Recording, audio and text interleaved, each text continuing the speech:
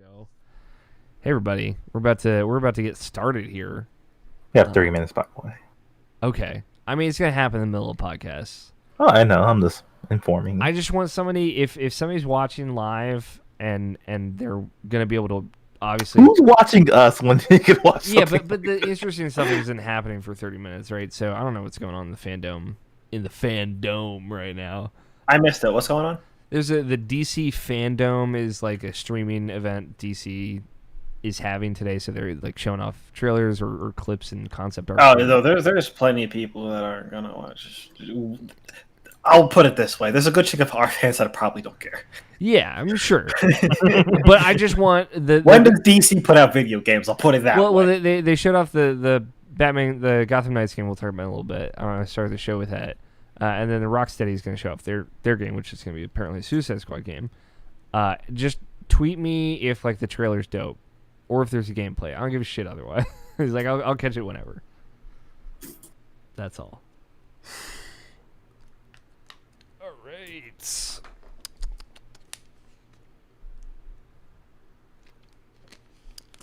All right. I am ready now. It is Saturday, August 22nd, 2020, and you are listening to the Irrational Passions Podcast. I am Alex O'Neill, your host on this podcasting journey that we just take every week, just a journey down the street to some video games. And joining me, as always, Mr. Scott Guthier. Hello. And Mr. Brian Nobishin Jackson. No Tony Horvath this week. He is out for the weekend, unfortunately, but he sends his love. I'm sure he has like a burning take he has in him that he would send to you. Just tweet at him. Just say like, hey man, do you have any like really passionate hot takes that you can throw me? He's got one for you. Could be about anime, could be about music, you never know. But we do have a podcast that's happening today. Right now, the DC FanDome is happening, consuming all changing realities, the Zack Snyder cut happening. Did you watch that trailer, Nobishin? I watched everything. Yeah, me too, man. Can you believe that's real? Can you believe that's I did. It really did, because I was watching the kind of funny reacts. It really did sink in. Like, wow, that is just like an insane thing that people probably made happen. That like no one would have greenlit like ever, but people like yelled about it enough that it probably happened. It is an insane thing, and like despite me not like being the biggest fans of those movies, like it like it's so intriguing that like I have to watch. Yeah, you have to, right? It's 4 hours. Yeah. You have to commit. Mm-hmm. Well, it's 4 hours and 4 parts, so yeah, so probably like 3 hours and 35 minutes or something. Mm-hmm. But like yeah, it's a crazy time we live in, man. Like, because like me being a person who never watched The Flash and like seeing like trailers for that on there, and like I'm like, wow, this doesn't look that good, because I'm just conditioned that way. I don't really watch television, and so like, sure, your tolerance for the CW stuff as far as like CG and stuff like that is different from mine, because all I watch from DC. I mean, I thought cartoons. A similar thing when I saw it, and I have not watched it. Okay, so you're okay. Yeah, you're fine. I mean, let's be honest. Like through the whole thing, all that CG and that other stuff, it's not great. It's not great. Mm-hmm. It's just not. It's passable because they blur most of it. Yeah, the running animation is like decent enough that it's not a bother. So in the episodes where it's just Flash doing cool Flash stuff, like it's fine, Mm-hmm. Other than that, it's like, ooh, yeah, hey, do that Flash running again. Yeah, let's just show the Flash run. Like the zoom in. There's so many shots of that show. There's like a zoom in on Barry Wally's running, and it's like the same cityscape just going in the background the whole time. It's like there's a lot of this in this show, huh? Wow. Oh yeah. But continue, Nobishin, sorry. No, it was just basically saying like see all that DC stuff. Yeah, like it feels good. It feels good, even though I'll probably watch none of it other than like the movie. Yeah. Like it's good to be like to see my friends who are excited about it actually be genuinely excited about it, and like It feels good. It makes me like want to watch that Harley Quinn show. Like I haven't watched it yet, but I heard good things about it. So, I'll probably, maybe, sorta, one day I'll go take a trip to see it. Yeah, I mean, I just recently got into Teen Titans Go, so like maybe I'll take the time to do that in like 5 years, but we'll see. Makes me want to watch that last season of Young Justice. I've still never seen the DC streaming season. Another thing you guys need to watch. I've never heard any. Scott, did you end up watching it?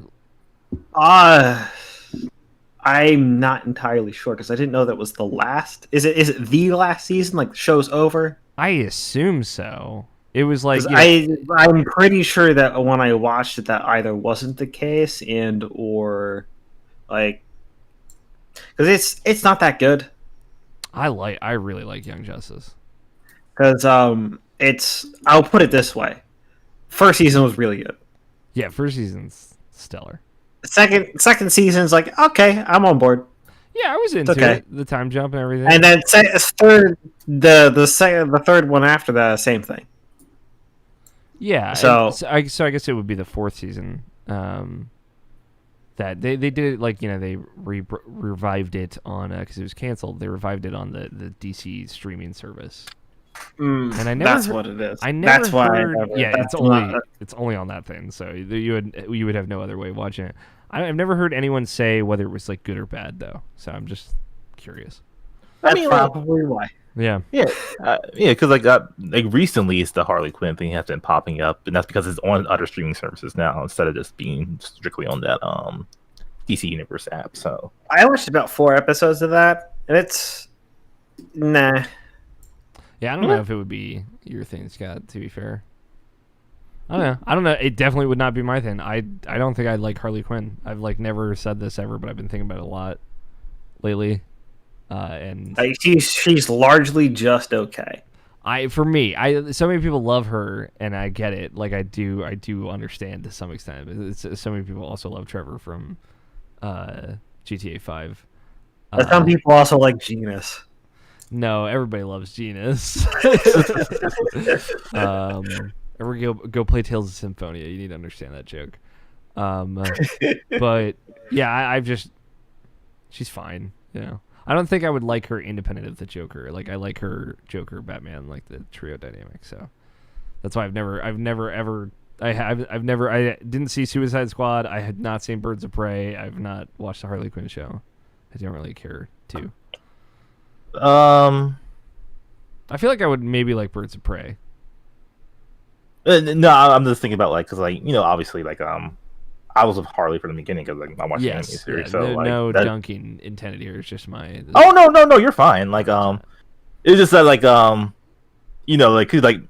our friend Nato, he hates that version of her, and it's a very clear reason why, and and I totally get the reason why because that's an abusive relationship, and she's just okay with the type of thing, and that's totally understandable. And then I still love that character because legacy and I think she's portrayed super cool and super unique, and she started from there. And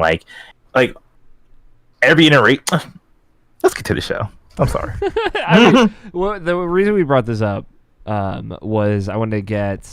It sounds like you didn't hear about it, Scott, but I want to get some of those Gotham Knights impressions. They unveiled the new WB Games Montreal game, just called Gotham Knights.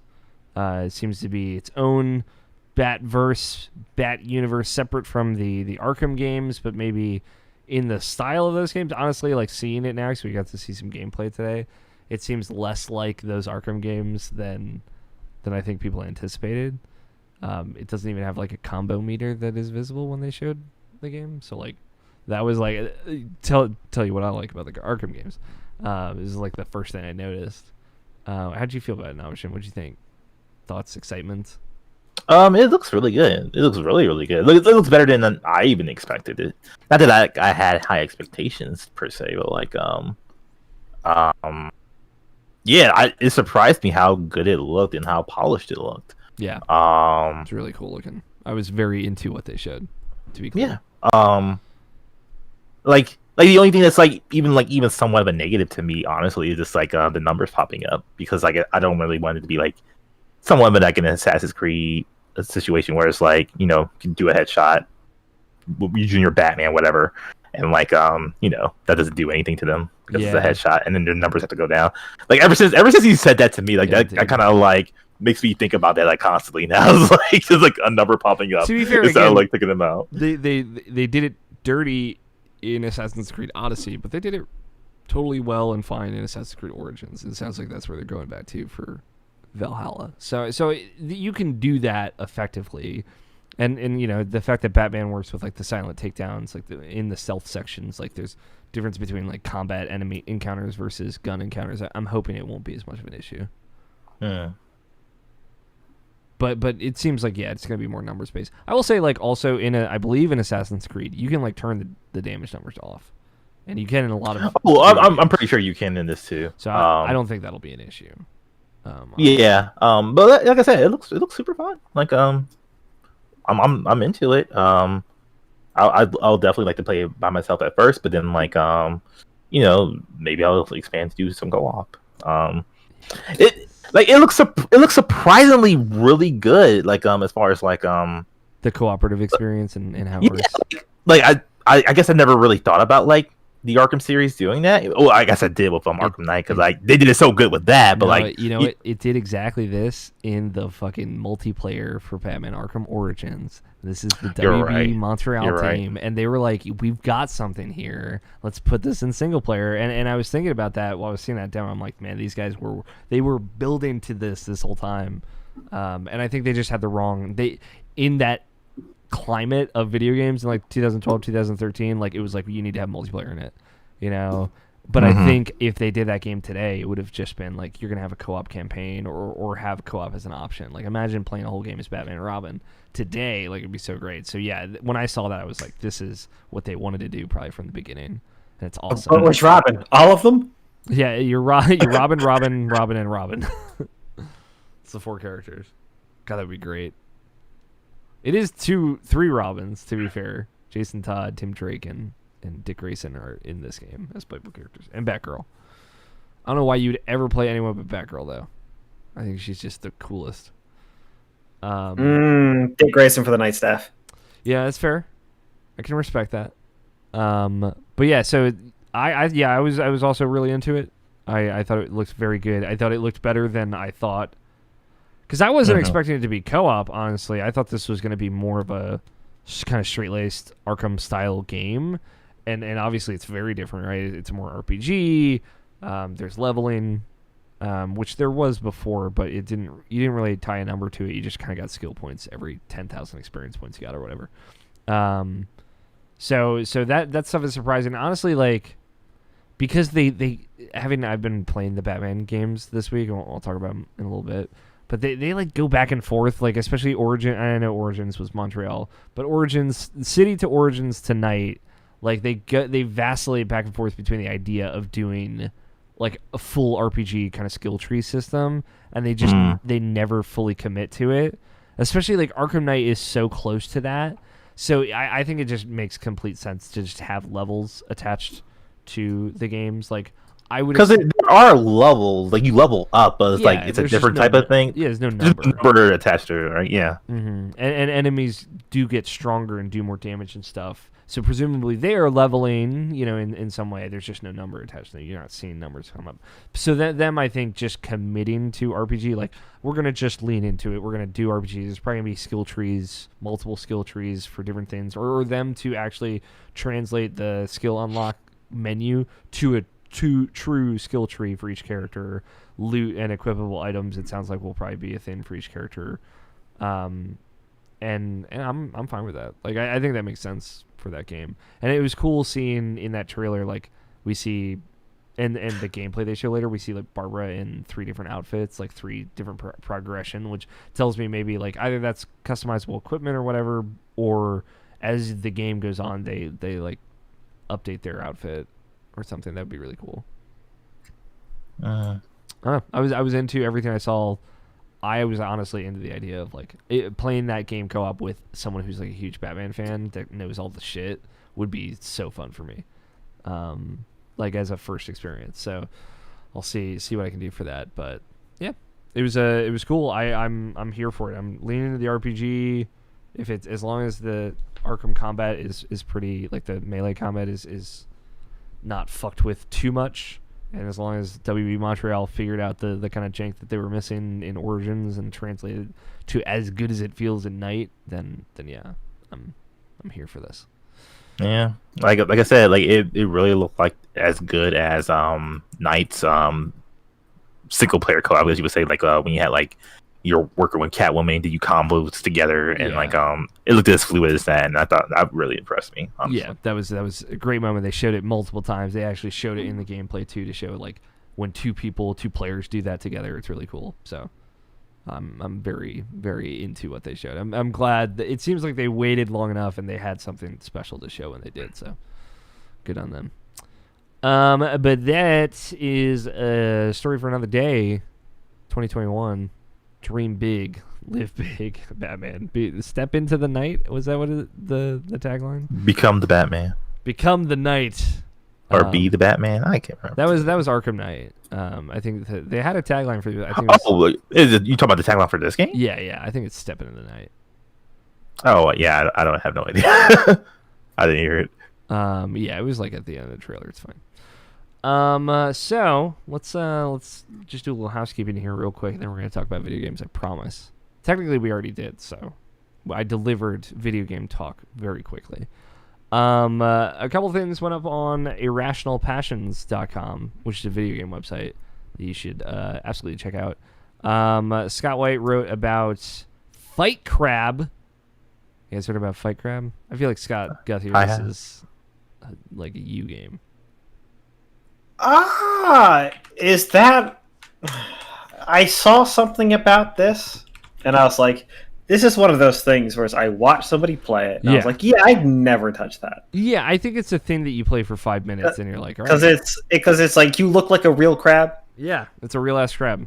Yeah, and then you just control the arms. Yeah. Yeah. Pretty much. Yeah, it's like I've seen it. Yeah. I mean, it's I think that's all that needs to be said. I've seen it. It's like a QWOP game. Is that what they're called? The I guess. But you're a crab. It's like a crop. I got nothing. But Scott has been playing it, and he wrote a little bit about it.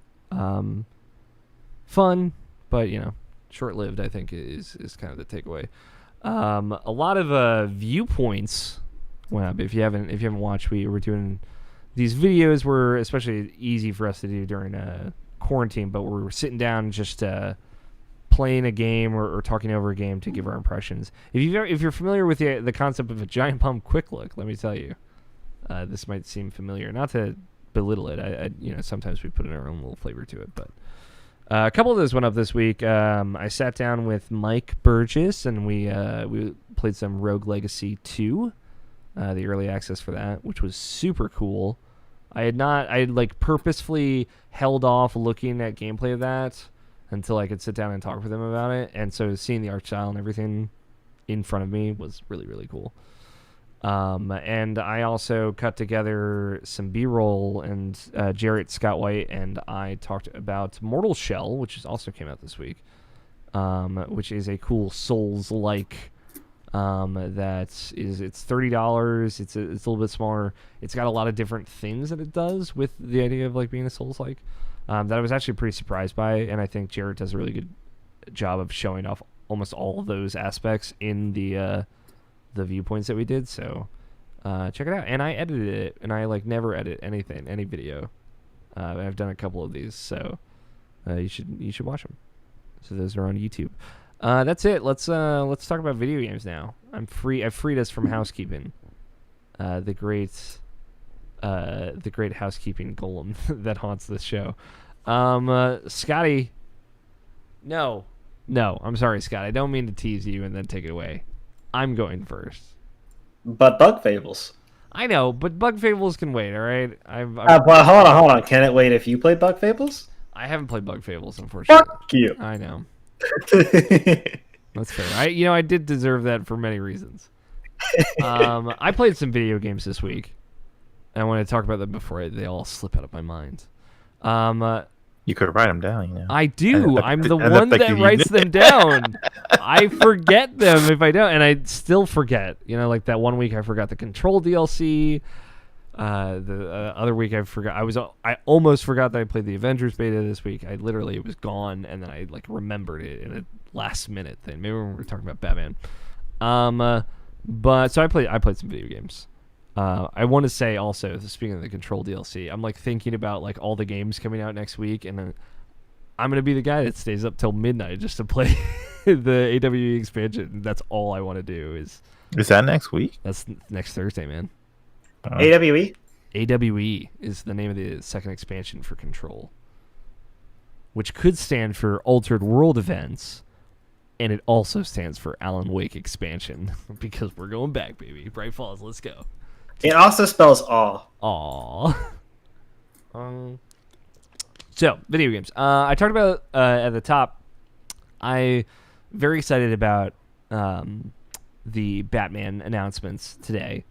Was very interested in what WB Montreal would be doing. So I've been on a Batman Arkham video game kick these last like 2 weeks. Honestly, I was playing them a little bit last week, but I wasn't sure if I was going to stick with it, and then I kind of played through. So I played through Arkham Origins, Arkham City, and I'm playing through Arkham Knight, which I haven't. I checked my old save. You didn't beat any of them, did you? I did beat it. I didn't 100% them, but I beat. I like blew through just the story of Origins and City. No Arkham, Asylum. I'm sorry. So I played Asylum in 2018 for the book club. Okay. And I like when I played it then, it was honestly a thing of like I've played this game too much. Like it is too knowing like where the grass is greener, you know. Like I hate being this guy because I know so many people are like, I love the purity of Asylum over City or anything. Like I like the expansions to combat and abilities and everything and speed, especially like the quickness of Batman that City and Origins even and Knight have. So. Every time I play Asylum, I feel like I like it a little bit less, and I don't want to do that game dirty. So I was like, I'm going to just play Origin City and Knight. And honestly, I was just going to play Arkham Knight, but when I started playing it, I was like, man, I really want to play Origins for no fucking reason. But I played it again, and I like that game a lot still. The end of that game, the final scene with Joker in the church, is so fucking good, and I forget about it every time. And I get there, I'm like, fuck, this is so Batman. It's so like, if I were a fan of Batman comics, this is what I imagine they would be like. You know, I've only read one. It was kind of like that. Which one? The New 52 first trade paperback, so the Court of Owls. And I read through the end of that story in the next trade, but very good. Very into Court of Owls, which was part of like, yeah, I'm excited for this thing. Play Batman games, like them a lot. I liked City a lot less this time, and which you say like, well, the next time I play, I'm gonna love even more. I know, you know, it happens. Like I definitely ebb and flow with games. Sure, especially if like the next time I play Asylum then City because I didn't play Asylum this time. Sure. But yeah, I played Origins, and Origins is like as rough around the edges as I remember, but it is like. And you know the combat. I was better at understanding the combat across all the games this time, so I had less trouble with it. I died less these playthroughs than ever before. I've done like some wild shit in college, just because like for me like that's my Devil May Cry. That's my like I want to get through 100 times, 120, and like I'm capable of doing it. It's not just I don't feel like there's a skill wall up for me. Like I've got the platinum in all the games. You know, I've done the combo, do one combo with every single thing. I've done that for all the games. And I love it. It's just like, so having that familiarity of like the last time I played these games, I like mastered, I had to trophies in Arkham Knight and stuff and play through that New Game Plus mode, which is fucking awful and difficult to a degree that was miserable. But like the muscle memory was left over. So like going through the combat and seeing the evolution again of Origins to City to Knight and just having that, like, it was very satisfying. And playing through Knight now, it's like, honestly, I'm destroying things too quickly that I'm like not able to pull off all the moves I want to do. And there's no better position to be in when you're doing the hand-to-hand. I think I just generally like the Predator stuff less than the melee combat, which I feel like I was totally the reverse of that before. But I've learned to love and the rhythm of that melee that I honestly like. Anytime I'm like in a Predator thing, I'm like, man, I cannot wait for the next like fist to fist encounter. But getting back to Night and now playing through that, I really am appreciating Night more in how it refined the gameplay in subtle ways. And the Predator stuff I think in that game is actually more enjoyable because you can kind of silent take down from more variable positions and it's more lenient and more fun to kind of work your way through the encounter in that game, which I appreciate. But also they fucked up the controls so bad in that game. Like honestly, the L1 is the Batmobile and where it used to be Detective Vision. And they changed it so you have to stop the game and open up a radial wheel to switch your gadgets down on the D-pad. And I hate it. Like I don't know why, but it just really fucks up the rhythm of the gameplay for me. Especially just because there was just, the D-pad selected gadgets before and it didn't take you out of the game. It didn't have this like awkward, stilted, kind of long animation pause opening menu. And having all that stuff on the D-pad and all the radial menus in that game, I think honestly like slows it and puts like these almost like loading screens. Like it inserts this gap that feels really uncomfortable in the middle of gameplay. But I also appreciate like there's no loading screens, like even less so than the like I'm crawling through a vent to get to where I need to go and it's loading in the background. There's like none of that in this game. You like go into a building and you're just like there's dudes like you're in it. It's like fuck, all right, we're here. Like even the initial load isn't like that long, is it? No, it's not. It's really good. In fact, it's like 30 seconds maybe. And it does some loading during cutscenes if you skip them. But the fact that you just go through that city without any load times, especially like Arkham Origins having like you stop in the middle of like a grapnel to load mid-city walk, which is that game. Yeah. That happened a lot. It happened a lot. That was a flashback right there. Yeah, and then like a lot of times where you fast travel and it shows the scene and then plays the audio like a full 6 seconds afterwards. It's like Whew. But it's just like even the cutscenes don't run well in that game, which is a bummer. But it still has a lot of charm. It also has like a cool art style. It's a little bit more stylized visually, and I like it a lot.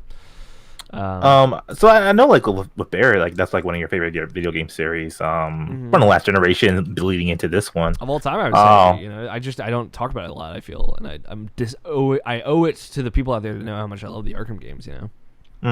But like, which one's your favorite out of the four?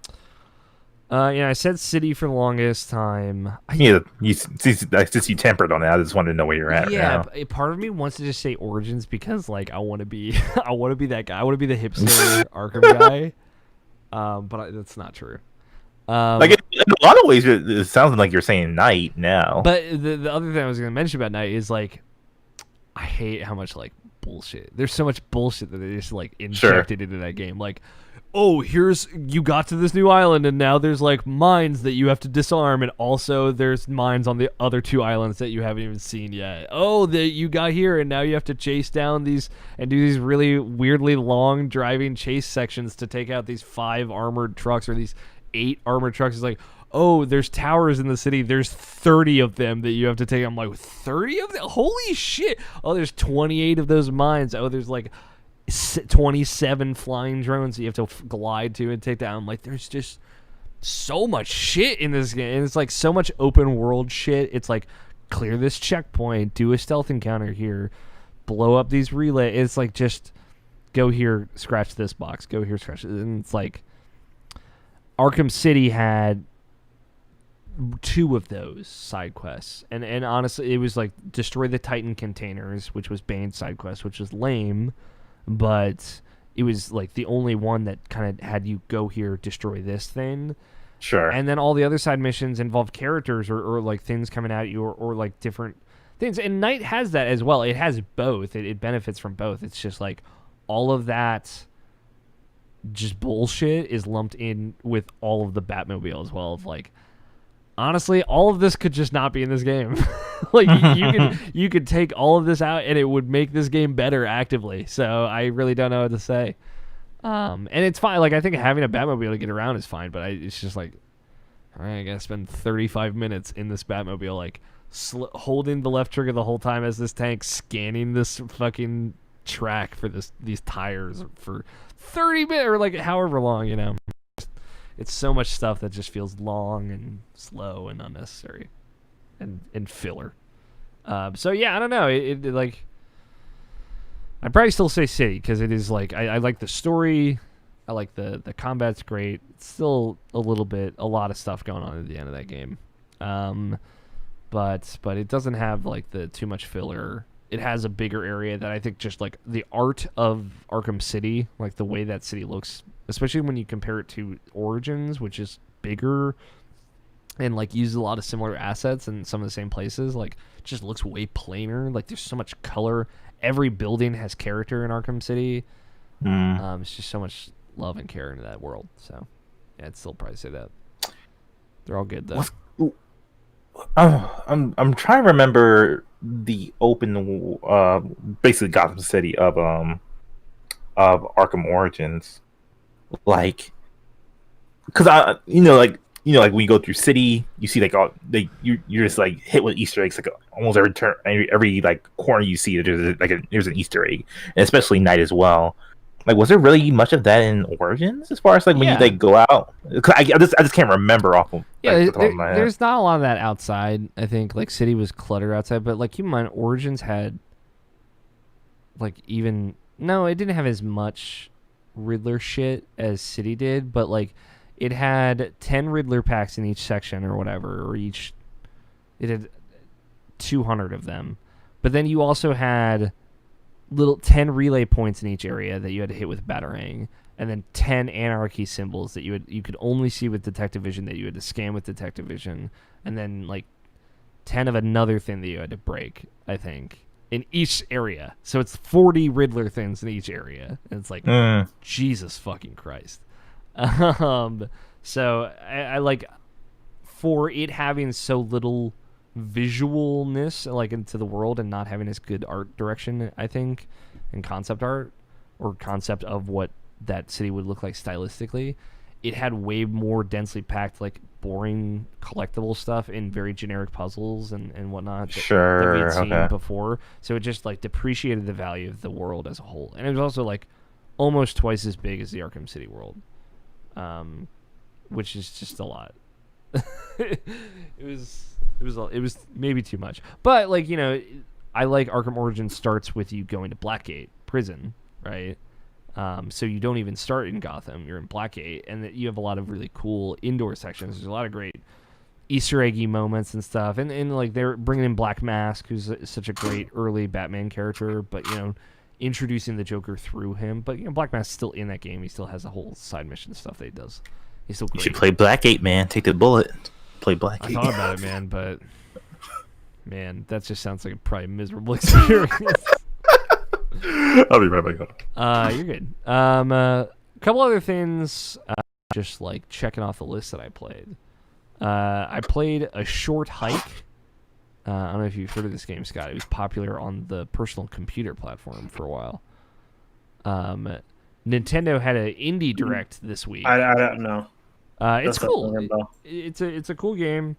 Nintendo had an indie direct this week where they like shadow dropped a bunch of games where they're like, hey, we're showing you this game maybe even for the first time, and it's out today. And much like not Binary Domain, what's the tactics game that came to Switch that you like, Scott, that's so good? Disgaea. No. I know, no. Into the Breach. Into the Breach, thank you. I always forget the name for whatever reason. Much like Into the Breach was like a PC game that like Nintendo kind of went out of their way to just get on their platform first, and kind of still hasn't shown up anywhere else, as far as I know. This A Short Hike is a similar deal. That A Short Hike might be coming to Xbox and PS4 at some point, but it's one of those things that's only been on PC for a while. It seemed like a really good fit for the Switch. Came to Switch, finally played it. I told Mike Burgess loves this game. He has indie highlights. He plays a bunch of cool indie games every month and posts about them on YouTube, which you should go check out if you haven't already. But Short Hike was in one of them. It's something he's recommended to me specifically. He's like, I think you would jive with this game a lot for a while. So I was finally able to play it. Thank you, Nintendo, for getting it. It's great. It runs and looks wonderful on Switch. Happy to report, this is a nice chunky pixely game. but it's 3D pixels. The style looks perfect on Switch. Doesn't lose a beat even on my TV. And yeah, it's not much to say about a short hike. Like I don't want to oversell it. I don't want to tell you it's like this life-changingly, emotionally beautiful game. I got a little choked up at the end, but y'all know me. I get choked up at just about everything. And it was just a fun time. It took me like 2.5 hours. I don't want to like spoil too much of it, but essentially you have to get to the top of this mountain. It's a hike to get there. As like this character is like a bird. Her name's Claire, and she's just animal world, like kind of Animal Crossing-y. So you have this kind of island mountain that you have to get to the top of. You can kind of go at it in whatever order you want, whatever pace you want. You can explore the island. You can meet people. You can do mini games. You could do none of that and just mainline and go right to the end. People have compared it to Breath of the Wild. I don't know if, I guess like mechanically it functions similarly to that game, but there's no like combat or anything. So it's just chill. Like I found a lot of delight just walking around that island and finding the different people in the park that it's kind of set in, and like talking to them, doing a little thing with them, whether it's like running a race or I think there was like one like made up volleyball-esque sport.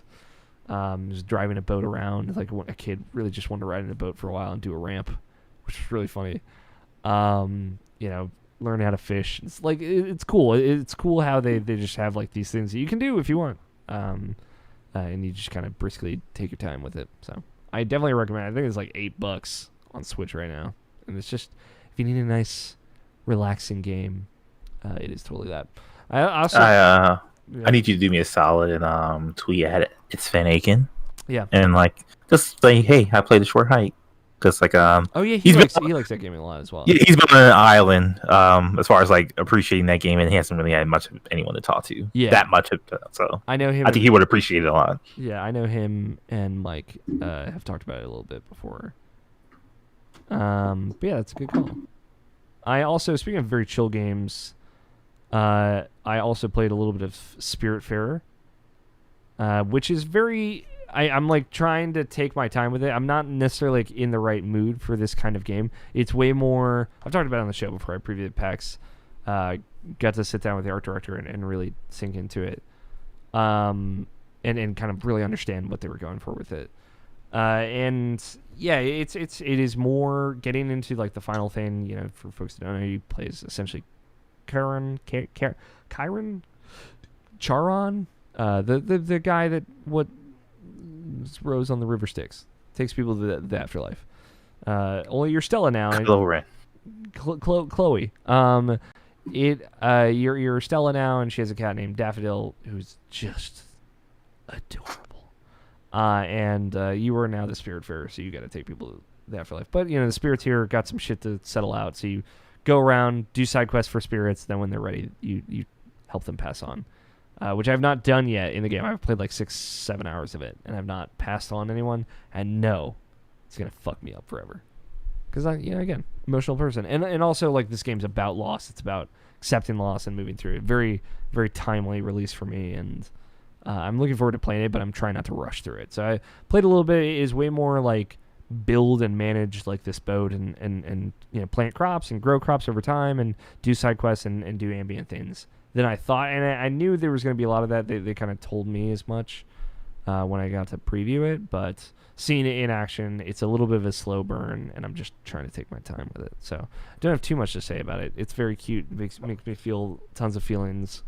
And it's also, it just has a good feeling to it as far as like the vehicle by which you are doing all this management is like a 2D platformer, and I think it feels really good as a 2D platformer, even if there's not much of it. I played Spelunky. I had to kind of like melancholy one last ride. Like this week, I was like, I gotta beat this, like for real, beat this game again. Get through hell, get through the fifth world. And it took me a while. I was like having trouble going back and forth with it, but I beat it again, got through it, had just a buck wild fucking run. It was exactly like every time I beat Spelunky and do like the full run, it's just like top to bottom bonkers. Like it's never not crazy. It's part of why I love that game so much. But like getting to the final encounter, just being like totally everything I could ever need. Having so many bombs, everything, you know. And I like to get to it prepared by the time. If you play the game tactically and well and in the right ways, you can just get to the end with as much as you could possibly want. So yeah, it was fun. I knowing that the sequel's coming out, knowing that I might be able to get it soon. Hopefully, if review coverage goes through, fingers crossed. And just anticipating as much as I have, and being ready to kind of move. And we're gonna hopefully play Spelunky soon, on stream. The four of us. Hopefully, we get all four. And I'm very much looking forward to that. But that's like a different thing for me, of like the meditative, like over and over and over and over run of Spelunky until I win, and then put it down, like the 2-hour cycle that it is. It was nice to have that again, and just thinking about, for me, it was going through it again, thinking about when I first played it, the first time I encountered a lot of things, like really trying to challenge myself to take myself back to that. When I realized that I loved this game more than anything, like when I got to the black market for the first time, which I like stumbled into, like, okay, I got a key, and I opened the chest, and I got this weird eye thing in the mines, and I continued on the jungle, the eye's ticking, and I blew up a hole in a wall, and now there's a secret exit here. I don't even know what any of this means.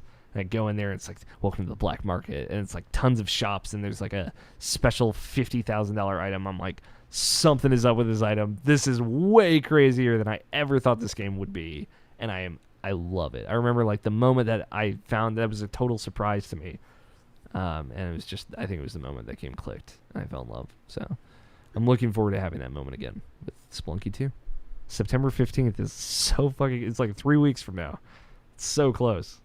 And I could not be more excited.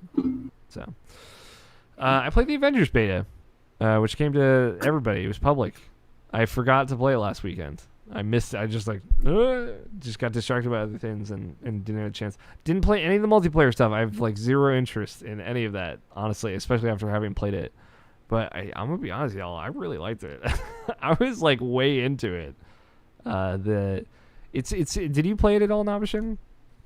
I fired it up on PC, but it crashed on me because apparently that port's not very good. Yeah, that is in line with what I've heard as well, which is a bummer. But I played it like I was playing on an Xbox. I played a lot of it in the performance mode, which is like 60 FPS, but not in 4K. I was like into how it felt. Like honestly, the playing through it, especially playing that beginning, like the feel of it felt a lot better than I thought it would. Especially coming off of the Batman games, like I had pretty high expectations. I'm not at all saying it is as good as the Batman games, especially like combo wise or whatever and flow. But like it has that impact, you know, the impact that you would want from like a pretty melee focused game. And like generally all the characters can melee. You know, I think the only character I didn't melee with was Iron Man. When you play through kind of the intro, you get to play as everybody. And it's Thor, then Iron Man, then Hulk, then Black Widow, and Captain America. Yeah. So like pretty much all of those guys are melee, and Iron Man they definitely, when they introduce him, he feels more ranged, and they have you do kind of a range section with him. But I was into the feel of every character. You know, I was into the perspective of it, especially thinking of like, okay, I can see how this would feel and look a lot like Ultimate Alliance, but the way that's like heavy and light attacks and the combo system works and juggling enemies and the blocking and parrying options that are available for certain characters all worked for me way more than, you know, I've played Ultimate Alliance 1 and I just don't really like games like that, honestly. I used to, but I'm just not as into them. But yeah, I liked it a lot. It was very much the thing of like, I would totally play this story and probably really enjoy it and play all the story missions that they would put out after the fact. But I don't necessarily care to play this game with other people at all. Raids, if there was like a cool thing, I think the idea of like Avengers assembling could be cool. But I will say, like, the thing I liked the least, I did not like playing as Kamala Khan, which really bummed me out. Because I think Miss Marvel is a really cool character. But I just like her. She was also melee focused, but like going from Hulk to her felt terrible. I felt like like I had no control, no power, no oomph behind any hit.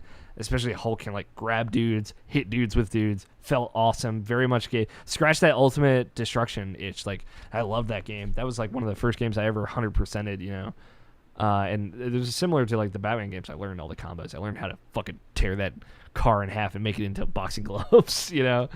Right. So yeah, I was into it. I don't know. The jury's still out, certainly, and it was weird. You play through several, I would say, probably in sequence campaign missions, but I'm assuming a whole lot of cutscene is cut out, which I don't know if it makes it bad as a viewing experience going through this beta as like a demo of it, but it's maybe a good thing because that way there will still be surprises when you play the final game. But yeah, I really liked particularly how Black Widow and Captain America felt. I thought they felt really cool, so I'm excited. I'll play that game single player happily, and not think about it probably at all, and probably have a great time. So, and there is like a button in the menu that lets you audio equip all the best loot. I'm like, fucking cool. I don't even have to worry about it. It just takes care of itself. You know, I open up, I hold L2, boom, we're set. We're good. I think that's it. I've been talking for a while too, so I don't want to take up too much of this. I definitely played other bullshit that doesn't matter, I'm sure, but. If I remember and it's important, then I'll bring it up. I played like Apex Legends and like I played 2 matches. And I was like, I'm not having fun. I don't understand who any of these new characters are, and this isn't fun for me anymore. And I was like, all right, maybe another time. I played Hyperscape last week. Didn't talk about it. I played again 2 matches. I'm like, this isn't fun for me. I don't like Royale, and these honestly kind of start to feel the same for me. Real quick. So they just showed the trailer. Oh yeah. Is it good? Is it dope? It's unexpected. I'll say that. You will be surprised looking at that trailer. Unexpected good or unexpected bad? Because I'm getting unexpected bad vibes from this. You in particular, I think will dig it. Yes. All right, cool. I dig a lot of things. You know, I'm an open-minded gentleman. Yeah. So I think that's it. Now, Scott, if you'd like to regale us with video games. No, seriously. Like, I think you need to watch this. Yeah, I need to watch this trailer. Scott, is it okay if I watch like right now? I like all right. Here's the thing. How am I going to watch it? Because I can't. I'd have to like go to a stream. You can't go to their stream and rewind it. Hold on, I'm trying to get you a link. If there's like a Twitter like copy of the trailer, I guess we're taking a break. Yeah, we're gonna.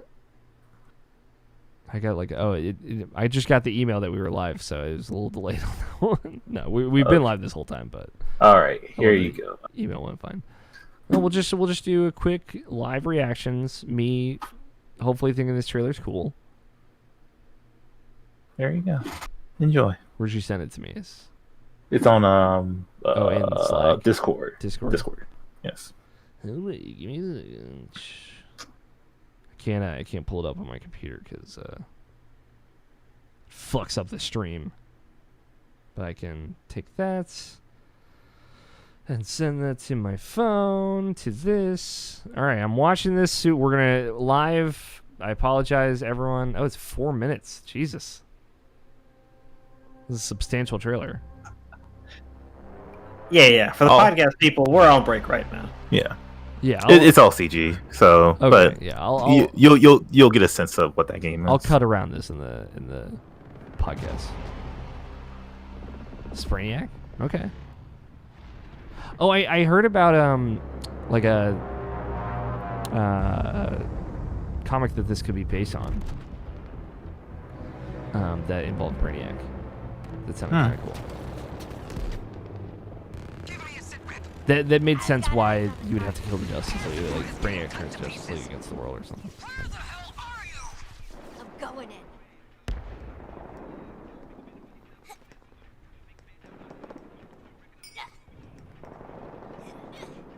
Put up text that says we're reacting to trailer right now. Everybody come in. We lost the target. Repeat. Task Force X has lost the target. Damn it. This looks like it could be in-engine. At the very least. Don't worry, boss. We got this. Hey, Boomer! Like pre-rendered in-engine. It is next gen only, so spoilers for that, I guess. Yeah, that's fine. Still ringing after that last Bonnie. Means it's probably like 2 years away. You're exactly right. Cool. I believe I can translate. Boomerang has a concussion. I like From the enemy you missed in our the last cast here. encounter.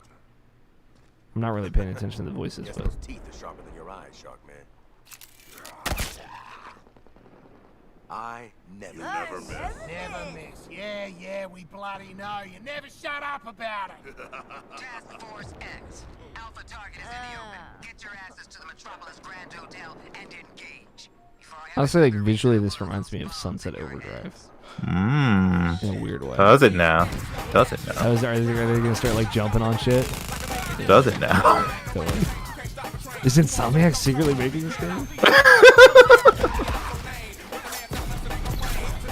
What is with like people being able to throw a thing and teleport to it? When did that enter the Batman verse? Cat Boomerang just did that, and then Robin did that. It's weird that Deadshot can just fly also. Back on. I know, he's got a jetpack. That doesn't do anything with bullets. Yeah, like, I don't know, that's not gun related. He's not allowed to have that. I guess I appreciate everyone is very agile. You know, Harley's got a grapnel. Shark Guy can jump a lot, I guess. smooth. This very much kind of reminds me of Avengers, honestly, because the class setup, like Shark Man is Hulk or whatever, etc., etc. King Shark, please. King Shark. See, I have no idea what his name was. I didn't know until today, honestly. Yeah. It's like, for all I know, he's a new character, but like, no, he's an established. I've heard of King Shark. He's Easy. got Easter eggs in the. Hell yeah, Superman! Let's get pitch black with this. It's Superman. The mighty Superman has just rescued that pilot. What a show off. It's pretty funny. King Shark. Gee, I'll take that. Assassination mission here. No.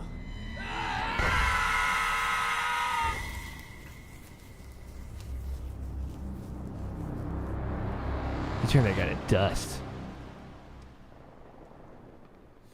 Yeah, So, figure out who we're killing you? Like his whole body, not just his head or anything. Shouldn't have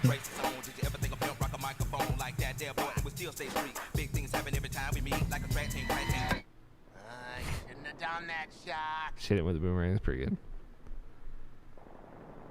Yeah, I mean, it seems interesting. I like it. I appreciate that they're going for something colorful. Yeah, that's the whole thing that like takes away from or what I'm impressed by, I guess you would say, is just like the color, the fact that like it. Like, I've played these Batman games for so long, and like this just seems not necessarily completely different, but like it seems like a totally like different tone and setting, and like yeah, it's like, hey, you know, all your color for all your backgrounds. Yeah. Yeah, you just have to add 50% gray to everything. Yeah, that's Batman. There you go. Yeah, no, it's cool. And to be fair, for the chat, we're gonna jump right here. Podcast people will not even know we took 4 minutes to watch that trailer. Sorry for the video viewers. We got to do it live. But yeah, it's cool. Like I think about the Batman games, like they're all at night. You know, there's always one person. You know, so this was like kind of a very juxtaposed trailer to that. Of like this all took place during the day. Very colorful cast. It's weird. I guess it'll just be those 4 people. And it's a weird hodgepodge of folks. It's for me, like knowing that Suicide Squad, like the stories, there's always like 12 people because half of them are gonna die. It's weird. It's absurd to think that the 4 of them could kill Superman. You know, so I hope there's more to it than just what we saw there. And obviously, like Amanda Waller will be in it to some capacity. I can't wait to tread off path on accident and have my head explode. Yeah, exactly. I want to see like Superman's murder animations for every character, you know. But yeah, I'm very curious how that, like, just when I saw the concept of like the Suicide Squad is their target is Superman, he's evil now. Like, I'm very curious how that's gonna play out. You know, and even seeing that, I'm just like, that's cool. What an insurmountable thing to be able to take down. What truly appropriate of being a Suicide Squad objective. So hell yeah, let's see how they do it. But it takes place in Metropolis, and Brainiac's destroyed the city or whatever. So it's cool. I'm into it. There's your live reactions to somewhere in a podcast that you need to like have like a little blur effect on your thumbnail and like have your mouth agape and like have your eyes all starry. Yeah, like, have you seen this? Scott, video games. What you been playing, man? Right. Well, I got the big one of Bug Fables. Yeah. Have you made a significant progress there? Yeah, I was very close to the end last time. Oh shit. As the turn. Oh, you were that close. So I was pretty close to the end, and so I beat it on Thursday. Nice. How long do you think it took you overall? Overall, well, I side quested for everything. Of course. So I think overall close to 40 hours. Nice. So it's and here's the thing: is it didn't feel like it was that long as I was playing it. Yeah. But I was playing it in like 3 to 4 hour sessions with a couple of like 6 hour ones on the weekends. Yeah, totally. And it took me almost 3 weeks to do. Yeah. So it's like I'm just adding it up, and I'm just like, a lot of that time is probably, and of course I took days off where I just didn't play it. Yeah. But just adding it all up, it's got to be at least 40. Yeah, that's And cool. but that's kind of, it's a 40 all encompassing because there's only 3 side quests that I'm missing. Yeah. 1 optional boss because I haven't found him yet. Mm-hmm. There's a post-credits mission for one of your guys. Cool, I like that. You'll know who it's for the second you get the other 2. Mm-hmm. And then there is a collectible quest. So I haven't done like a traditional platinum where I've gotten every collectible you've gotten, but I mean, just about all the side quests that matter. That you know everything you'd have to do and that you kind of want to, it sounds like, is enough. I think that's a pretty good endorsement. Pretty much. I mean, I'm still going to put another hour and a half into the game, just probably finding that last boss, and I'm pretty sure the last quest is go to an area and get the epilogue. Yeah. Since you got through the entire thing, Scott, how was the writing for you overall? Just curiosity. I'd say the writing was great. Nice. If you were iffy about this game's writing as opposed to, I don't know, we'll just say we'll compare it to other Paper Marios. Sure. Right? Sure. Where the story itself, to take it or leave it, what makes the game is everybody you talk to along the way. Exactly. Mm-hmm. Totally. And this one kind of one-ups that in the fact that, yeah, it's everybody you talk to along the way. And with the way that they frame the world, with the way that they frame the story around it, the story's pretty good. Okay. Yeah. That's good. Hey, you said you were digging it last week, too. And, like, you're so right. It starts off really slow. Like, in comparison to where you are and to where I've gotten, it starts off really slow. Yeah. The combat itself never picks up so much in that regard as much as it does. It jumps to it kind of like does a hard jump to a certain point once like just after where you are, just jumps to a certain point because the enemies start getting more varied, more interesting. Sure. And after that jump happens, there's it's samey but different. So it's they and that's sort of what I was talking about last week, where I kind of understand why they didn't continue down this path of Paper Mario. It's with this style of RPG, that fine line between balance and gameplay is too hard to fully tread. Yeah. Because it's, okay, you've given your enemies 2 defense. It's, what do you do now? Do you have to increase all the other enemies that don't have 2 defense, is HP, by like 3 or 4? Do you have to make the weaker enemies also do more damage? But at the same time, it's, hey, your numbers... So it's like their numbers go up very slightly. Your numbers basically don't change, except for a few of the medals. So it's just one of those things where it's like they also will fall into this other trap where it's, okay, you can level up. I'm not sure if I went over this last week, but you can level up either flower points, or you can level up metals. Yeah, I've talked about this when this one is when we this one. talked about it. But if you just level up metals and use a metal that increases your flower points, why'd you do that? Yeah, exactly. What's the point? I'm totally with you on that. Fuck those metals. Right. It's not that. And again, it's the thing where it's not that simple. Where it's like, okay, well, I'm going to level up metals just because I'm going to level up metals, and that's generally how these games work. Yep. And right now, I'm just going to sink it into flower points because that's what I could use the most of right now. But later, my strategy will completely change, and I'll have the metal points for it. Yeah. I will say the thing about leveling And up. that sort of thing is like, why is that a decision that I'm supposed to make? It seems so asinine. Yeah. But that's the thing about leveling up your metals. It gives you like a level of versatility situation to situation that you don't if you level up just your health or your like MP essentially, right? So that way, if you needed it, if there was a boss where you needed 3 extra MP or FP or whatever they call it, you could have that and then also drop back to having other metals equipped right after that fight. So that's, I think, why you always choose that. And then it's like, well, okay, in that case, after let's assume that I always have enough metal points to have all of those active, and then I'll start leveling up. Exactly. Then it's okay. but at the same time, it's like you don't start out with all the metals. So how do you know that? Yeah.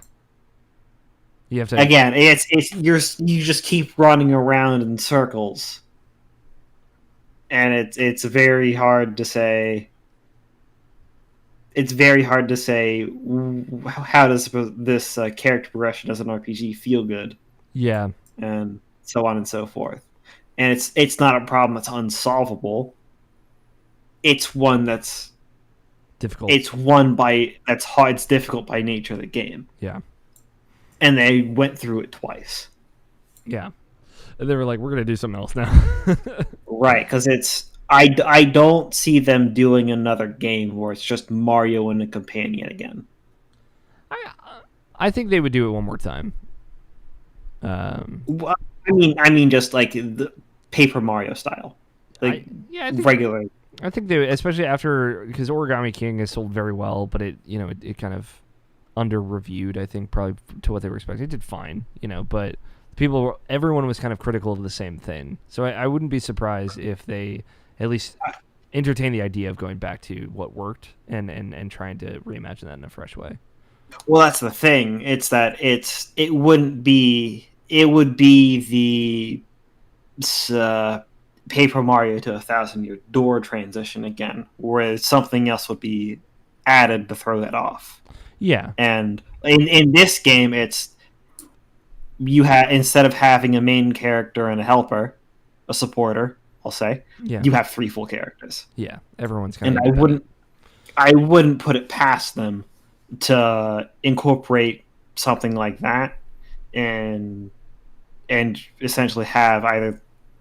I'll just throw it out there. Just have them put Luigi as a second permanent character in, give us and Luigi. and then have a support character, and then have that all, and then have it play more like Paper Mario and not like, anything else, like not like some weird adventure game. Not like Mario and Luigi. Sure, yeah, totally. Like I think like to be honest, you're more likely to get Bowser. Yeah, true. Yeah, that's true. He's so good. Like being a person who hasn't really played those games all that much. Like I play Super Paper Mario, but that's pretty much it. But like it seems like the thing for those games, at least Nintendo's thinking. At least that's what I think. At least it's like for Paper Mario, is like the writing is like the most important thing about that game. Sure. So like the gameplay is secondary. That's when they want to experiment or do something new or try something new with that. And it's like as long as we keep that, that's what we feel deems is the most important thing. Not that they can't change or go back to what people actually like, but like it's been like almost 2 decades since then. So like I don't know. I don't think that's an excuse anymore, because like especially with Sticker Star and Color Splash, and then even to some extent, a lesser extent, but Origami King, they all play so similarly to one another, and how consumption is and how the leveling, there's no leveling, and all those things are so similar. And like it gets to a point in Origami King in particular where the combat is just like, it's a detriment to the writing. It's a detriment that like there's any bullshit that has to kind of interrupt a good flow, especially like when you get into sections where there is like no combat, but they have you do stuff in the world that is like essentially fighting. And it's like, wow, there's just no combat here. You're just fighting like out in the area, like running around as Paper Mario. And I'm assuming it's also a disadvantage because in these more turn-based styles, you can drop it to a certain HP to have, I would say, boss-specific mechanics.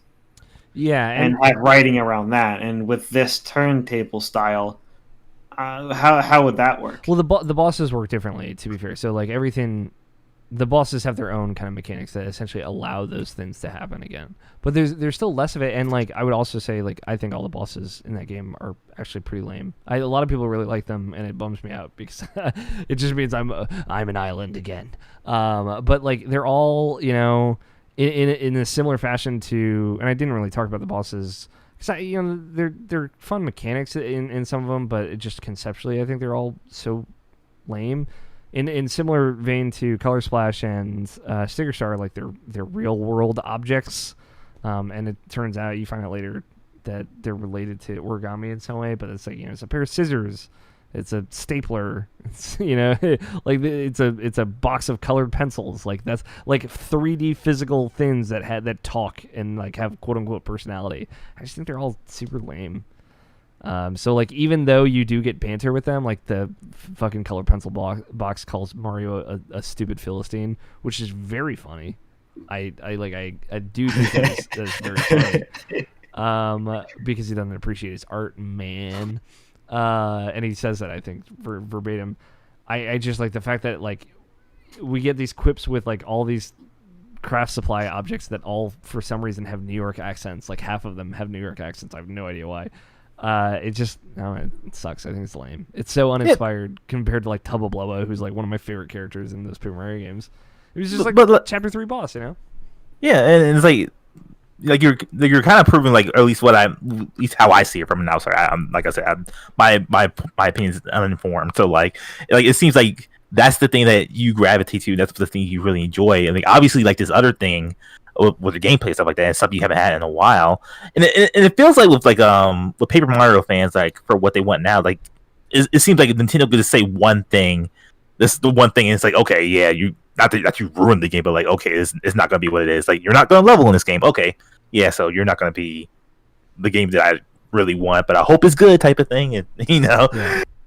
It's just like that aspect of it, like made me go from enjoying mostly Origami King to like essentially just disliking it by the end. Like it left such a sour taste in my mouth that I just don't even have even the good parts of that game. I don't remember fondly because I'm just thinking about the bad parts of the game. Like that's how frustrated it left me. So I guess there's something that I can have you look forward to in this game. Yeah, and Bug Fables. Yeah. You can skip pretty much after a certain point. You can pretty much skip almost every non-boss battle. Nice. And here's how you do it. Yeah. Your Ice Boy gets a shield, and you can just walk around with a shield. Oh, nice. Okay, cool. So you just kind of cruise through and not have to you can just random battles, essentially. That's cool. How far did you get, Alex? Like about a couple hours in Origami King? No, in Bug Fables. Bug Fables. I would say like for me, kind of like to what Scott was saying, like I felt like I played 2 hours of it, but I think I played like 8 hours. Okay. I was like getting into the third chapter. I'd done the first two, and I was like starting the third. And I got to that area, I believe, and I just but like I've picked it up a couple of times in between and played like a little bit more. I was doing a lot of side quests, which are all great. And I was going to bring up, like, to Scott's credit, like to what you're saying, yeah, like there's so many great individual characters in that game that you just meet for one side quest or like a chain of side quests.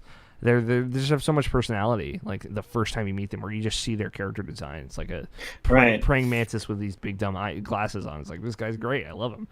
You know. So totally. I'm glad you played it. No, you've really. Oh, and don't worry. There is a Paper Mario Big Dumb thing Excellent. that's going on in this world too. Excellent. So, I think you have access to see it now. Okay, maybe. Maybe no. You need to be at the end of the chapter you're at. Okay, I'll look forward to it then. Because if you're beginning, that's chapter 1. Yeah, I definitely did the second boss, so I know I'm in the third chapter for sure. Remember, the second boss is weird. It's like a flower that summons a bunch of things you have to fight. It's very weird. Chapter yeah. In the middle of this chapter, you'll be able to see it. Cool.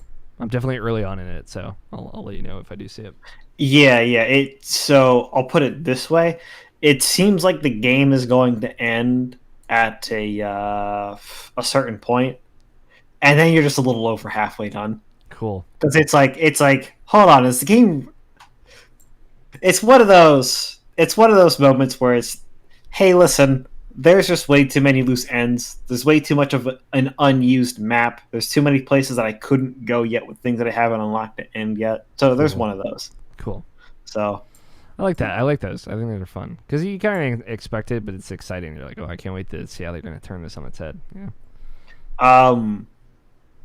Yeah. If you're paying attention more to it, you'll see it coming from a mile away. I feel like I already know what it is. It's like knowing the characters that I've met and interacted with. So if it involves the queen, then I feel like I have a good grasp on how it might go down. If not, then I have no idea. You will have a brush up with it soon. Well, you had a brush up with it before, but you wouldn't have thought anything of it. Okay. You'll have a brush up with it soon. Cool. Did you play anything else this week, Scott? I did a few more Tarkov matches. That's still fun. Mm-hmm. Played some more League, but for the most part, I've just been chugging along through Bug Fables. Very nice. Nabshin, the video game man has come and he's like, "What Sonic Nightmare have you played this week, Nabshin?" I haven't really played too much. All right, it's good. You deserve a week off, dude. yeah, it's mostly been like just more Ghost of Tsushima, just struggling through that, and like and just like Sonic 4, just a little bit more. That game is mediocre, but it's fine. Yeah, it's inoffensive, right? Like I heard you go a little bit down on Ghost of Tsushima last week. Although to be fair, my memory's always fuzzy. So how's it treating you this week? Ghost of Tsushima is getting better. It's still really good. Like the character stuff is finally getting to the point where I'm like really enjoying it. Like stuff like Lady Masako, like getting deeper as far as like like characters who are going through these revenge tales, like, oh, my family's dead and like I want the revenge type of thing, and like you get her whole aspect of like her past and like how she was as a character, or not as a character, as a person, and what she dealt with. Those are the most interesting stuff about Ghost of Tsushima for me. Jin still hasn't really developed too much for me.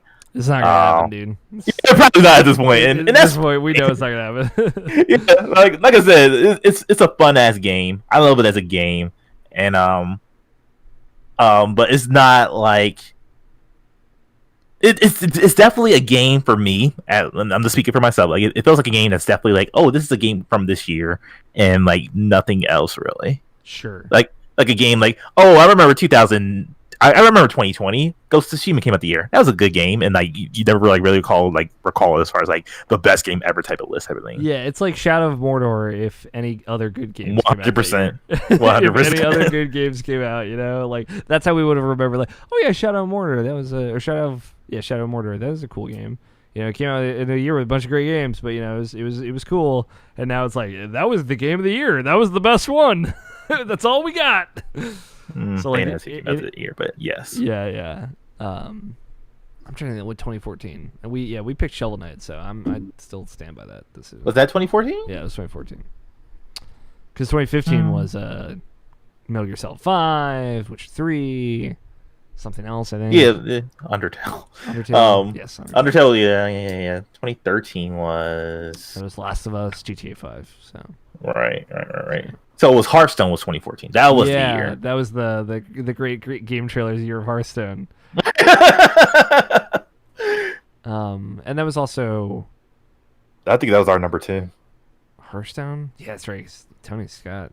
Scott, I don't know if you were into it in 2014. Tony definitely was. Hearthstone, man. I don't remember. I'm pretty sure I was a little into it when it came out, but I didn't. I was never that into it ever. Yeah, like, I had fun. I had fun playing it while I did, but then it was like, this kind of reminds me about those mobile games that are really scummy about being a gacha game. Yeah, and it's like, I have one where the point of the game is to deal with what you pull. And Hearthstone was, hey, buy all these fucking packs. Yeah, buy this shit, dude. You just want to spend this $40. buy all these fucking packs so you could, you can play. Yeah, dude. You can't play unless you buy this $40 expansion. Of course, Tony came out and full well confirmed is like, yeah, I hate not really being able to fully play the game, so I went and I bought everything. Yeah, of course. The Tony Horvath success story. I mean, but not always true, but for that game, like for Hearthstone, and he was so into it, like that is how you had to play that. It was the only viable option if you want to play that game. The thing that I didn't like about it most is that's the same reason that I never really get into trading card games. Like I have fun playing Magic, but I'm never sinking that much money into Magic. Exactly, totally. Because it's just one of those things. So it's like, yeah, you can get the money. Sometimes you can get the money back, and other times it's like, well, how much is it really worth the time to sell all this shit? Yeah, and like honestly, like video games are the hobby that I just spend. I'm allowing myself to spend too much money on, like, and if it's just that, then I don't spend too much money overall. I have a net. Here's the thing. It's like year after year, it ends up being like way more expensive. Yeah, totally. But luckily, I feel like they don't have sales on fucking Magic the Gathering cards. I'm sure that's not true. They have booster pack sales or whatever, but for me, like game sales and stuff, it's just a better system for me, but obviously not super comparable. But yeah, man, remember Hearthstone? Nobody fucking plays that game anymore. Bunch of nerds. It's like StarCraft 2. Who plays StarCraft 2? Like, is there still competitive StarCraft 2 play? Yeah, of course. You never hear about it over here anymore. Maybe that's because you're trapped in your own bubble, man. Get out your fucking Twitter space and like see the world for once. Get out, dude. You never even look at anything you don't already like. Who even are you? Part of the positive patrol? Making sure everybody's happy all the time and no one can be sad? Oh, I guess League of Legends is not the greatest selling video game of all time right now or something like that. I don't know. Yeah, it must be fucking... I never hear about it. Must be fucking... the Crossfire X, it's probably some shit like that. Apparently it's not. Yeah. To be perfectly honest, apparently mobile games with the how the gacha transactions goes off too, it's like they're worth just way more. Yeah, they just have way more money, you guys. They figured it out clearly. Clash of Clans knows what's I up. think it's like 60% of revenue generated is from those mobile titles. Yeah, which is a lot. Like, this is including console sales. Yeah, exactly. Legitimately, when was the last mobile game you played? Like that you actually got into? I checked Tiny Tower while we were recording this podcast, which is like I'm the guy that I've played like 4 mobile games, and that's it. But those are the ones. I actually I have a rotation of mobile games that I do play. And they're all like I play Tiny Tower and Disco Zoo, which are 2 games I've talked about on the show before. I played them to like what would amount to completion years ago, but they're the ones I like. So now hold on a second. Yeah, you remember Disco Zoo? We're gonna get back into it. Yeah, you gotta stop with that one, man. It's like you gotta find something else that's not Disco Zoo. We've been over this. I don't even really play Disco Zoo. I just like go in and like wake up all my animals and then close it. Like, so it accumulates money, and then they fall asleep eventually, and then you have to go wake them up again. This is why I've said, listen, man. There's nothing left there. There's nothing left there. It's like you've had your fun. I reset my save, so I have to get all the animals again.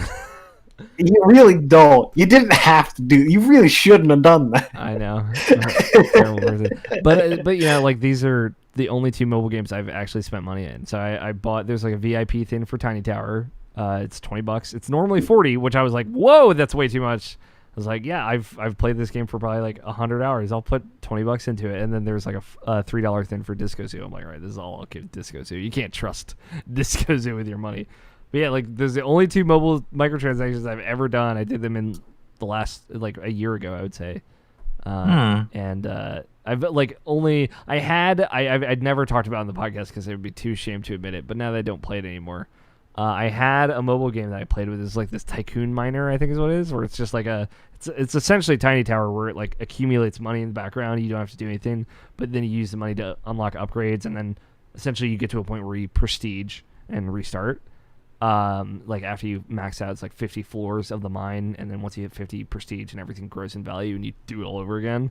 And I had been playing that for like a year and a half, and then I lost my save, and I had like it's like different islands and shit that you unlock, and like I'm playing it to the extent of like I check it, I spend the money in it, like the in-game currency I accumulate when I'm not playing it, and then I leave it alone for forever again until I remember that I can check it. So it's usually like once every other day or like 15 times a day. It's one or the other. None of us really got into Pokemon Go, did we? No. Because that was like the only one I spent microtransactions in, but you know, because like we were outside, my nephew wanted to play, and he like if you this had our bonding experience. With, you know, that makes more sense. Like but it was like to people who were very into Pokemon Go, and I did not want any part of it. But like they liked it. It was cool to see a lot of people I know that just weren't into video games generally got into Pokemon Go. So, but yeah, like the only game that I still even play on my phone is still just like threes every once in a while. And you know that's expiring. I'll just do a couple of ones, and you know that's it. And that's like the last game that like it's threes is one of my favorite games ever. But like you know it's just it's a real nothing thing. Yeah. Yeah, I can't even think of the last game I really like got into my phone. Really, I bought the Whirlwind's with you on it just because I wanted to support it, but you know I never really beat it. So I there was a time, probably like 2017 was the last time I was in this era, but there was definitely a time where I had like if I had a free moment, I would like play a little Super Hexagon on my phone. Like that was a good mobile game that I would always kind of go back to because it was so simple and music was great, obviously. But yeah, mobile games weird. I think that's it. Unless should you play anything outside of Ghost of Tsushima? No, man. Like no. Okay. Like I playing Avengers for like the couple of missions I played with it was pretty cool. That's because it's like yeah, like exactly. It was fun, man. Like all I played was the Thor part. Like as soon as I got to Iron Man, it pretty much broke my computer. So like but like you know that was the first time that was the first modern game I played on my computer, I should say. Like so like you know that's the 140p and I'm sorry, not 140p. 1440p, yes, that's the 1440p. That's the 144 frames per second, and like you know everything was on high. And it ran good. It was just a bad port, but like it looked really good. No jaggies. Yeah, dude. When I played it in 4K mode, no jaggies, but the standard mode is definitely a little blurry. Cool. Yeah, I think that's it. It's nice to know my computer can run something like that. So maybe I'll even get Cyberpunk on this thing. Hell yeah, dude! I'm gonna be playing that on my Xbox 12. What are they gonna call it? Let's go ahead and wrap things up here. No mailsack events here. I've definitely been lax on the soliciting for things on mailsack, but I'm thinking about maybe we'll do like a contest or something. Get some people to send us some fun questions or something. I still have like a copy of Kingdom Hearts 3 that I could give away. Find some nerd out there. I still have 3 copies of Kingdom Hearts 3. Yeah, hell yeah, dude. It's still sealed. It's the only physical copy I have. Why would I unseal that? Yeah. I mean, I bought the digital version and the Japanese version and 2 American versions. And like 3 consoles or whatever. There's all 3 of those Kingdom Hearts consoles. But if you'd like to be part of the show, Mailsack at irrationalpudge.com's email. Voicemail is 404-590-1337. Standalone distance fees. Keep out for that. Tweets at irrationalpod. Hashtag IPQ. Helps me a lot. For everything generally, you can follow the show, the site, everything on Twitter at irrationalpod. You follow myself and Nobishin. I'm at Alfighter27. Nobishin is NABESHIN186 on Twitter. We have opinions. I haven't been tweeting a lot, but it's just because I'm depressed, so don't worry about it. Check out our video stuff over on Twitch and YouTube, Irrational Passion. Just search it there. Rate and review us wherever you listen, whether that's Apple Podcasts or Spotify, wherever the hell you find this jolly old RSS feed. I don't know if you just go and download the RSS feed and just download the audio MP3 files, just like tell your friends about it, you know? You don't have to rate it if you just are that sourceful. Everything else is on irrationalpassion.com. Look forward to it at some point. There's going to be some cool stuff coming up this week that you should look forward to. Got some viewpoints coming too they're going to be fun. We've reached the end of the show, gentlemen, which means it's time for bets. This week's bet. I went a little bit out of the normal zone for this one. Definitely, it's Kyle Bossman friendly because his bet format is the only one I know how to ape. But new to the show, in Final Fantasy Crystal Chronicles HD, I made this bet specifically so I could use this to remind Scott that does come out on Thursday of this coming week. I know it's right here. I thought it was out in October. No, dude, it's right here. Oh, geez. August 27th, Final Fantasy Crystal Chronicles HD is out. How many types of hair will there be for the human? It's called Clavat in the game, so I specified here. Female class. How many types of hair? Now, I chose this bet.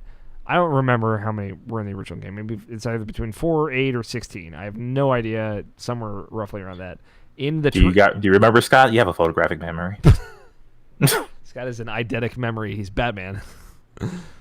I don't remember, but in one of the trailers, they said they were adding a bunch of different cosmetic options for the characters, and they showed off some of them in like the new styled characters. So I just mean hairstyles, not hair colors. We can do hair colors, but I feel like hairstyles there will be more of them. So, how many hairstyles will there be for the female Clavat class? I'm going to say 16. Nobishin? 6. It's probably way more realistic. Scott?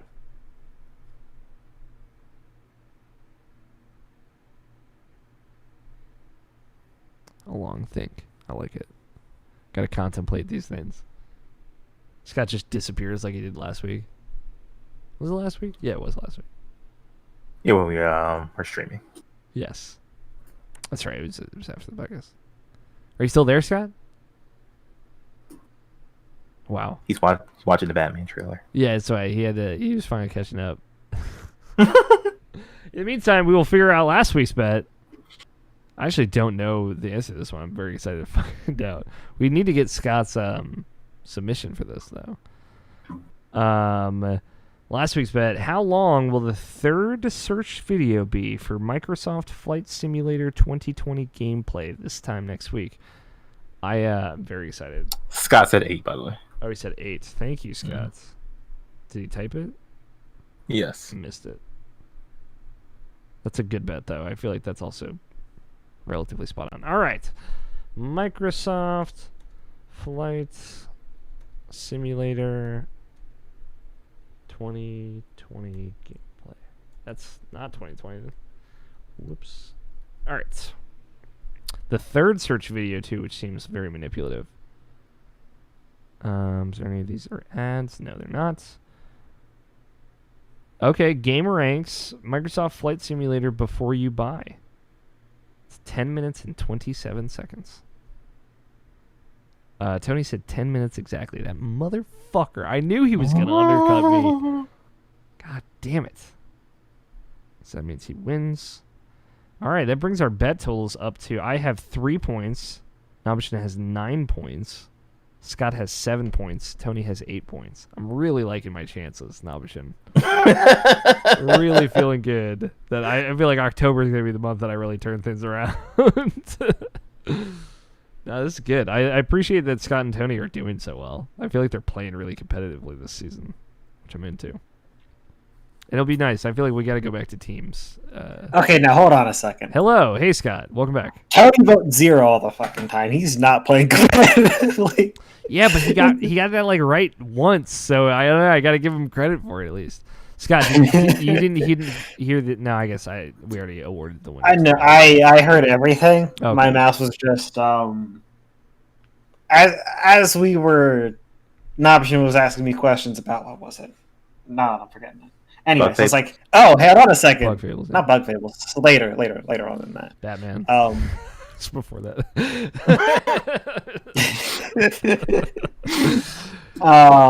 Stupid. Nah, I forget what. Yeah, I think it was a tangential topic anyway. Yeah. Mobile games. Mobile games. Yeah, I got there eventually. As well.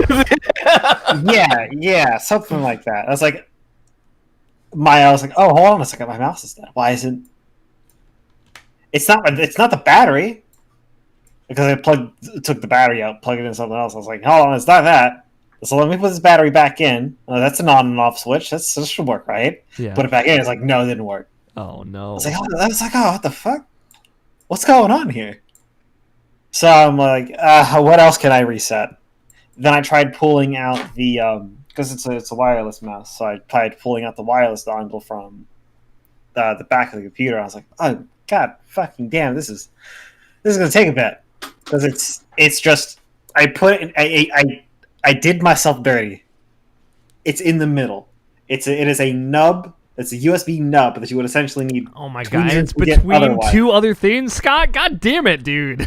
It's like the one rule. Four other things. Oh jeez, Four other things. Made it like essentially a recessed port. You have to get like special tweezers in there.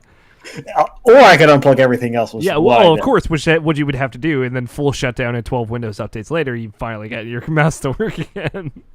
I mean, so before I did that, I typed in my bet. Yeah. I was like, hey, Alex, I'm going to ping you for a second. Yeah, that's fine. It worked out. What would you have bet for Flight Simulator? Do you know?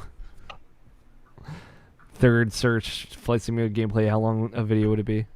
More or less than 10 minutes? Probably more. No, I would have bet 10. I would have just copied the bet. Because it's just like, Flight Simulator was one of the games that came out where, hey, your YouTube videos things, you make those 10 minutes. That's what you do. Well, here's the thing. This is why I expected it could be crazy. The 5th video on the list is Microsoft Flight Simulator 2020 gameplay first impressions, which is kind of the kind of video I was expecting. 2 hours, 58 minutes, and 57 seconds. I was like, yeah, that's the one I want to get. So I knew that they would be there because I know like this game takes forever to fucking do anything. It's a flight sim game. So I was hoping we would get some weird buck wild times. But 'tis fine. Yeah. At the same time. Mm-hmm. The second that people see that long watch time, they're like, I'm not clicking on that. Except for those day I'm not going to even start. Except for those day ones, you know what I mean? But yeah, Final Fantasy Crystal Chronicles, Thursday, HD. Very excited.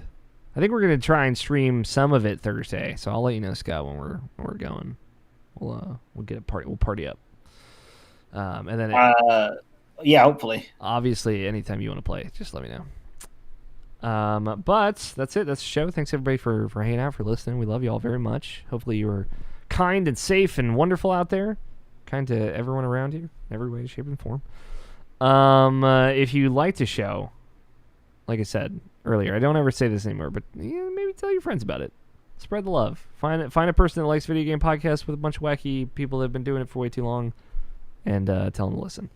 That's the whole thing. Thank you to Danny Wiesner for our opening music of 2-Player Co-op and our closing music of The World is Saved. Thank you, Nobshin, Scott, for joining me as always. Thank you, Tony, wherever you are. Hopefully you're having a good weekend without us. We love you. Again, I can't believe we did it again. We didn't talk about our stream at all last week. How did we do this 2 weeks in a row? We played some video games on stream. We've been doing it every week for like 3 weeks now. We played Mario. That's right. 2 and 4. And tomorrow I don't know what we're playing because we kind of had a wrench on it. Tony's not going to be able to be there, so we'll figure it out. Or we'll maybe take the week off and wait for Tony so we can be together. Maybe Tony will be away from we've been computer. doing it twitch.tv/Irrational Passions every Sunday. We've been hanging out. It's been super fun just hanging out with you guys and playing games. And not I like podcasting with you guys a lot, obviously, but it's a very different dynamic where we're all kind of shit talking each other the whole time. So it's fun. If that sounds like a fun time, you should check out those streams. They're very enjoyable. That's it. That's all I'm gonna say about it. All right. Thank you, Danny Weiss, for our music. Two-player co-op. Blah blah. World is saved. Tony, wherever you are, hopefully you're having a good weekend. Thank you all very much for listening. We love you. I think I lost audio for a second, so if I'm talking over you guys, I'm sorry. It's coming. You talked over Scott for a second, but it's sorry, Scott. Yeah, I have audio again. Yeah, Oh, you didn't have audio. Yeah, I couldn't hear you guys. I might think that unplugged. Oh, rip. Yeah, I was about to say. I also completely forgot. Like a few weeks ago, Tony and I just started playing random GameCube games. Hell yeah! Like in lieu of it. Yeah. It was like so. It's like we tried Kirby's Air Ride. Yeah, that was alright. We tried. We were doing Super Monkey Ball. My worst fear. Yeah. Yeah, that Super Monkey Ball shit was fun. You missed that, Scott, but Nabashin being like, this is fucked. Yeah, it is. It's super fucked. But it's super fun. Because it's really, really, really hard to because it's weird. Because you're tilting the stage. Yeah, not the but ball. It plays like you're tilting the monkey. Yeah. And this one, and in the other ones that I've played, it's like no. You're like for the DS one or like the Wii one, it's like you're tilting that controller like you're tilting the stage, and the monkey just kind of goes. Yeah. Which makes more sense for those games, though. Right, and so it's like I enjoyed playing those much more than the earlier ones for that reason. Totally, but we didn't even play Monkey Golf, which is like the best thing in my opinion. He probably just didn't have it unlocked. Maybe. Which seems to be a recurring theme in older games. Yeah, and that's what. Hey, you want to have fun in this game? Hey, you want to have some fun over here? Yeah, go ahead and play 60 hours of it first, and then you can have King Boo in fucking Mario Kart 8 or Mario Kart Double Dash. Excuse me. Yep. We'll have to just download some saves ahead of time next time. But yeah, those have been super fun, so definitely check those out. All right, we did our due diligence. We will hopefully be doing one tomorrow again. We'll see. And I think this will be fun. All right, now I end the podcast. Thank you, Scott. Thank you, Nabashin, for joining me as always. I'm your host, Alex O'Neill. Play your games. Stay rational. We will talk to you all next week. Now, in lieu of Tony, you do have the title's responsibility, Scott. Oh, God damn it. I will post this. I will show the chat. Sorry, stream. I'm fucking up the stream. There we go. All right. Titles. Everybody loves Genus. No, they don't. I'm telling you, man. The Tony Horvath way. I forgot what that was even describing. Maybe like that was my. Yeah, Hearthstone. Yeah. Oh yeah. Dead Mouse. Dead Man number 5. And Monkey Ball is my worst nightmare. That has to be it. You weren't there, Monkey Scott. Ball is my worst nightmare. But it was funny. We were just laughing hysterically at one point. I think I was crying laughing because we were just talking about it so much. No, because I had a genuine reaction. That's why we were laughing so hard. Funny though. Because like I played so much Monkey Ball that you become totally desensitized to it. Like I wasn't thinking about it. I was like, you're just raw first person. Like this monkey's face is miserable. Right?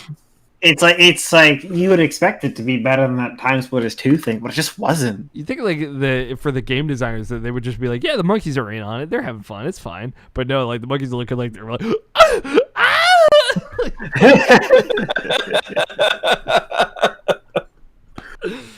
oh my god! So by the way, for the listeners, I put Dead Mouse as the DJ Dead Mouse name, so that was the joke. You can't see that, but that's what I wrote. So I was just trying to emphasize that joke because I thought it was funny and clever. But no one would get that joke. What is Dead Mouse? What was it referencing? Scott Mouse died. Oh, okay. Yeah, that really didn't click with me. Mouse died? What? Dead. Your computer mouse died, so it's dead. Oh. That was too layered of a joke for me to understand. It's not so much as it's layered. It's just that it's with the it didn't register. Yeah, it's out of the box association, which I love. But it's got to be Monkey Ball is my worst nightmare. Yeah, that's fine. Yeah. I'll just explain something I thought was clever, and no one apparently got it. No, I thank you for explaining. It deserved that, and we were. It's okay. During the stream, I made like 6 dad jokes, and everyone was like, "What?" It was very good though. It was like, Scott, why are you making these lame fucking jokes?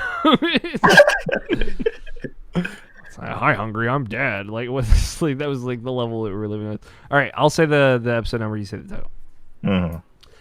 You're listening to the Irrational Passions Podcast, episode 478. Monkey Ball is my worst nightmare. Live in fear. Aye, screaming. Ah! Thank you all for watching. We love you all very much. Bye-bye. We did it.